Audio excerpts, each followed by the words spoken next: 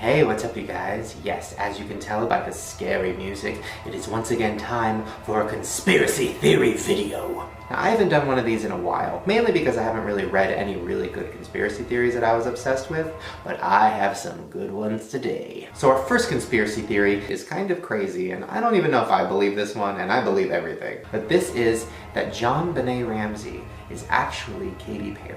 Now, for those of you who don't know, JonBenet Ramsey was like a little pageant girl who died mysteriously back in 1996. Nobody knows how she died. A lot of people think it was the parents that did it. A lot of people think maybe she was kidnapped, maybe she's still alive. But the theory is that JonBenet never actually died. The parents just pretended like she did and then remade her into Katy Perry. So people have been putting pictures of them next to each other saying that they looked just like her grown up. They also say that Katy Perry's parents looked just like JonBenet's parents. JonBenet was a singer, she was a pageant girl, she knew how to perform, and they're saying that it would make sense that that would be Katy Perry now. I mean, there is something really creepy about the fact that they never really solved the murder, they never found the body, I don't think, so I don't know. I still believe Avril Lavigne is actually dead and is being played by an imposter, so you know I believe anything. But what's kind of creepy about this story is I remember Katy Perry admitting that her real name is Katy something else, and she started out as like a Christian singer, and then she tried to be a country singer, and she tried to do a bunch of things, and now she's a pop star. So what if before that she was a pageant girl? I don't know, crazier things have happened. Speaking of crazy pop stars, this next one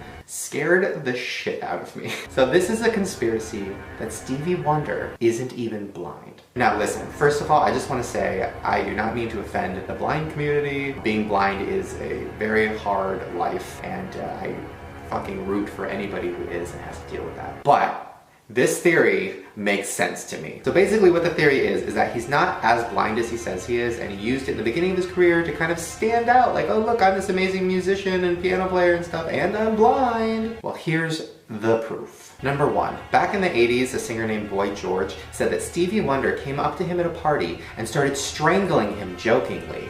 And Boy George was like, how could he even, number one, find me, and number two, know exactly where to strangle me and know where my neck was if he was completely blind? I mean, a blind person can find me, you know, because of my smell and my fat neck. But Boy George, I don't know. Now this next moment is a little bit creepier.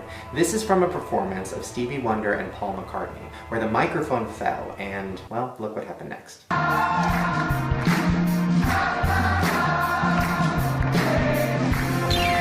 I mean, I don't know. How did he know exactly where it was? How did he know that it was falling? I mean, that's a little creepy to me. Now this next picture is very confusing to me and I don't understand, but here is a picture of Stevie Wonder taking a picture with a camera of Michael Jackson. I mean, what? Like what? He's taking a picture? Huh?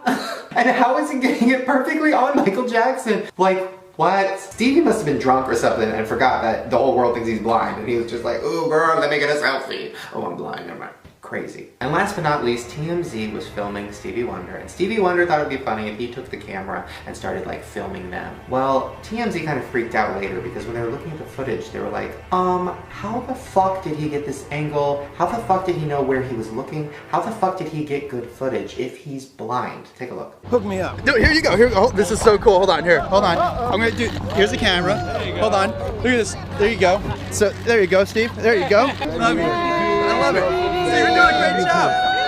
I don't know. Listen, the only reason I kind of believe this theory is because I remember years ago, there was a contestant on American Idol, I don't remember his name, but I remember he said he was totally blind, right? But when I was watching American Idol, I would see shit. Like, I would see him grab the microphone and put it right to his mouth and then be like, oh, I mean, and then I would see, like, somebody walk up to him and not touch him yet, and him look at them, and they'd be like, oh, that's right, I'm blind. There was a lot of things like that, so I was like, oh, he was pretending to be blind to get more votes. Maybe he was, like, half blind, or maybe he had really bad eyesight, but he was playing it up. So my thought is, well, maybe Stevie Wonder in the beginning of his career played it up, and now he's kind of stuck doing that. Doesn't take away from the fact that he's a fucking genius, and he's an icon and all of that. And this is just a dumb conspiracy, but is it true? I don't know.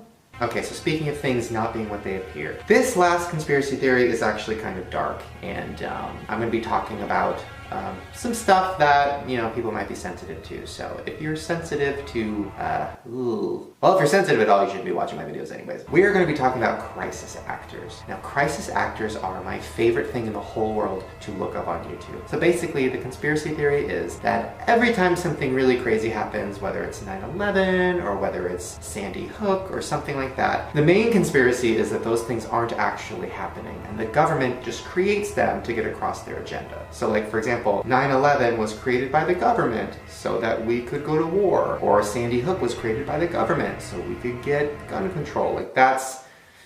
Now, do I believe all of those? No. Do I believe some of them? Yes. But what makes it really creepy is the crisis actors. Now, these are the people you see on TV talking about their experience. They'll say like, oh, I was in the Trade Center, or like, oh, I was there in the plane crash. Like, I saw the whole thing happen. But those people sometimes aren't real. I'm going to show you a video right now that was from the day of the Sandy Hook event where all the kids got shot up in that school. Now, this is supposedly one of the fathers of one of the victims, one of the kids that died. And this is him not knowing that he was on live TV for the first like 10 seconds. Check it out. And they're getting ready to come to the microphone, so we'll listen in.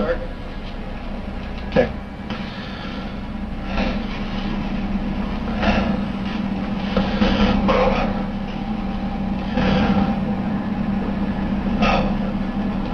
My name's Robbie Parker. Is that not the creepiest thing you've ever seen? He literally was laughing. He literally was like, yeah, we going? We on? Oh, we're doing this? All right.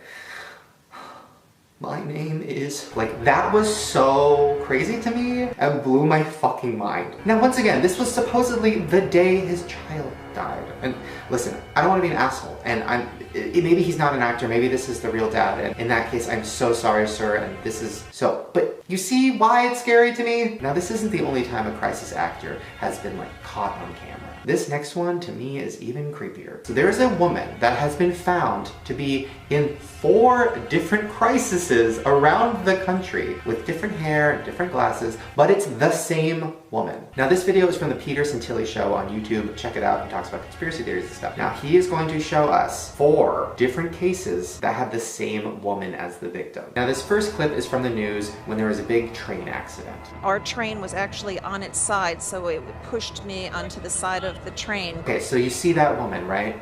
Take a look at her.